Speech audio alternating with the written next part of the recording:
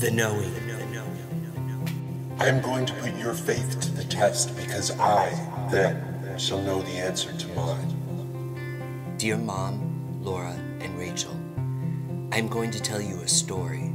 It may sound crazy, but my hope is that parts of this, if not all of this, will resonate within that place inside you where God lives and cause the walls of that place to hum. If it does, then to put it simply, I have found my answer and can fulfill my role in the world.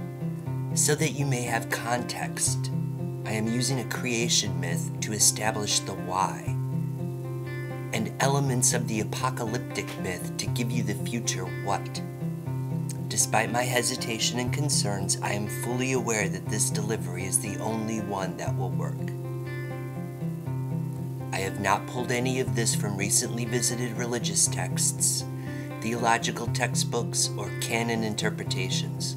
It comes from my memory, my heart, and has been distilled into these pages after days of relentless, almost torturous scrutiny, logical reordering.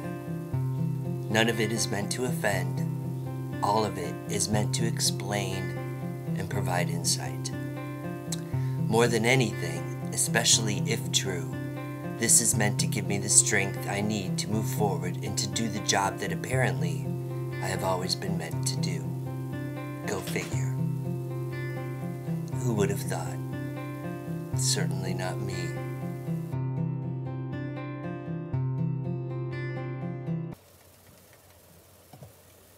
This is what I know to be true. For the truth is always simple, always in front of us, always a part of us. This I believe.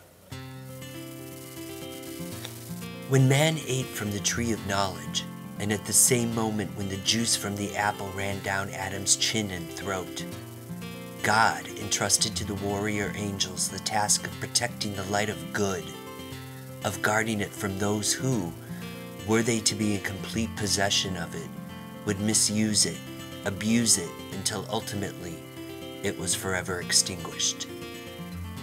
The light of good, you see, is the ultimate representation of the world's goodness, the focused pinpoint that is God's love.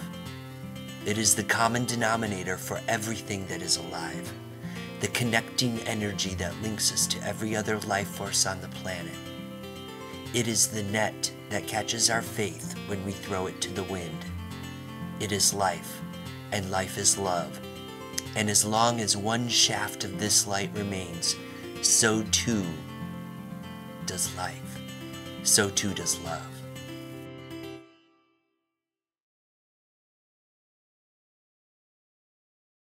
Every living creature's sole purpose is to cherish and protect their individual light.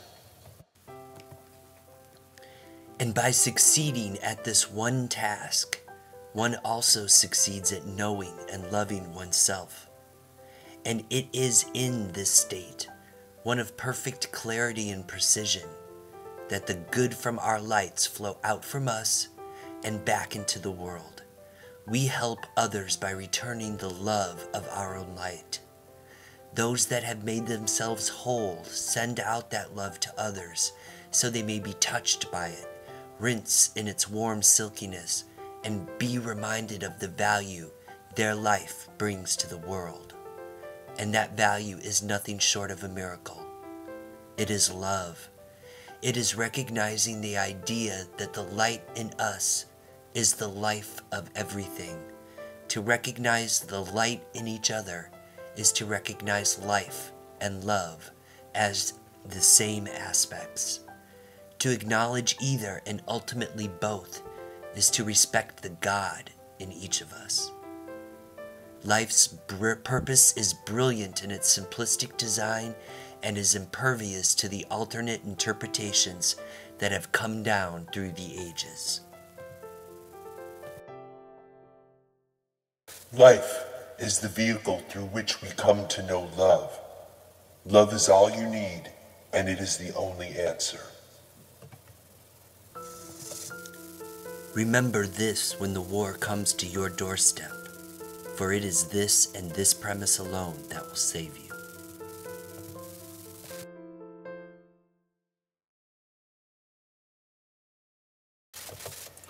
In this lifetime, I will pull all the parts of me into my perfect whole, and the force that has terrified me shall be unleashed, ensuring that the light survives.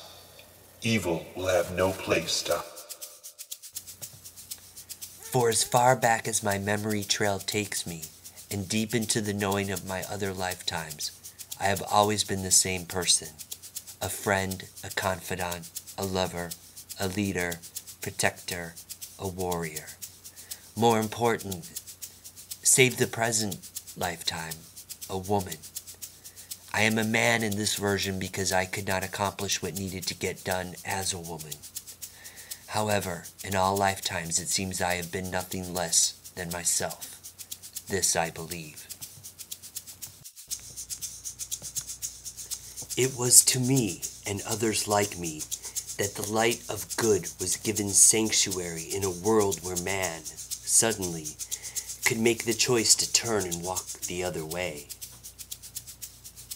And in walking away, man and woman discovered their naked vulnerability, their shame that hid in the shadows and movements of their thoughtless actions, and they understood that the time they had was borrowed and fixed.